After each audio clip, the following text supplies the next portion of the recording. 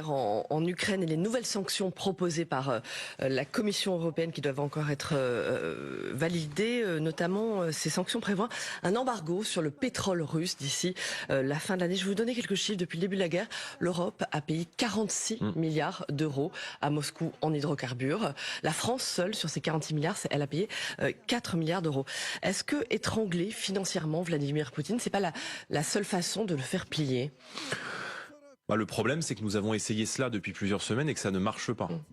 Parce que ce qu'on enlève à la Russie... On n'a pas complètement essayé ça, parce qu'on n'a pas touché au gaz, qui est la première source de Ce qu'on enlève à la Russie le récupère ailleurs. Et je note, moi, qu'en matière énergétique, pour l'instant, les sanctions sont en échec. C'est-à-dire que le rouble a atteint un niveau historique qu'il n'avait jamais atteint depuis 2 ans.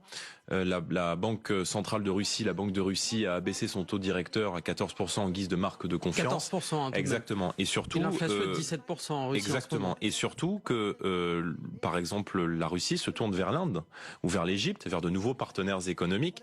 L'Inde a acheté 2 fois plus de pétrole à la Russie depuis le début de la guerre que sur toute l'année 2021. Donc on voit bien que ces sanctions économiques sont aujourd'hui en train d'enrichir massivement la Russie parce que la Russie profite de ces guerres. La Russie, bien sûr, la Russie profite. La Russie fait des hyper profits.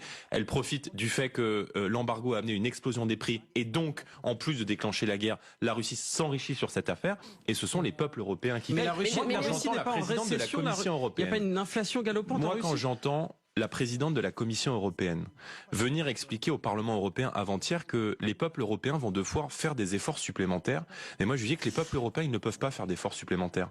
Parce que quand on demande aux Français de faire des efforts, ça veut dire quoi se faire des efforts sur le gaz? Ça veut dire se chauffer à la bougie. Faire des efforts sur l'essence, ça veut dire quoi? Ça veut dire moins se déplacer. Ça veut dire ne plus emmener ses enfants à l'école. Ça veut dire ne plus aller faire les courses. Ça veut dire ne faire que 3/4 du plein de sa voiture. Mais on fait quoi, Jordan Bardella? Donc, alors on laisse Vladimir Poutine terminer sa guerre tranquillement en Je pense qu'il faut d'abord en matière de matières premières, je pense qu'il faut un accord entre tous les pays exportateurs de gaz, l'Algérie, le Pays-Bas, le Qatar, les États-Unis, l'Angleterre, la Norvège, de se mettre autour de la table et de décider collectivement de vendre le gaz au prix qu'il est vendu moyen depuis 2 ans, sur les 2 dernières années. C'est aux autres producteurs de faire un effort financier. Ce mécanisme va permettre en tout cas de casser les hyper-profits de la Russie et d'empêcher que la Russie ne continue de s'enrichir.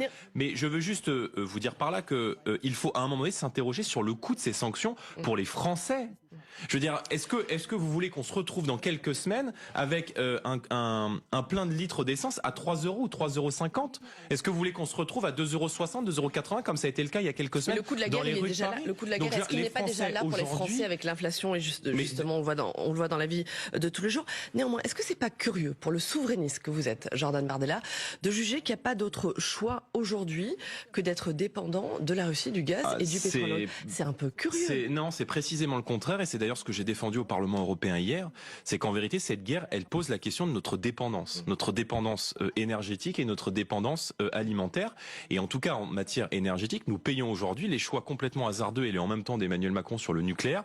Il faut renforcer notre filière nucléaire parce que le nucléaire nous permet aujourd'hui d'être parmi les pays les plus propres au monde et c'est surtout un gage d'autonomie industrielle et d'autonomie énergétique. Donc il faut Emmanuel Macron, il est d'accord avec vous. Le nucléaire, non, parce qu'on peut pas en même temps. Il a lancé des projets de construction de réacteurs de Oui, mais on peut pas en même génération. temps, si vous voulez, en appeler à la construction de PR2 et en même temps fermer Fessenheim et en même temps fermer le projet Astrid. Mais je reviens, Jordan Bardella.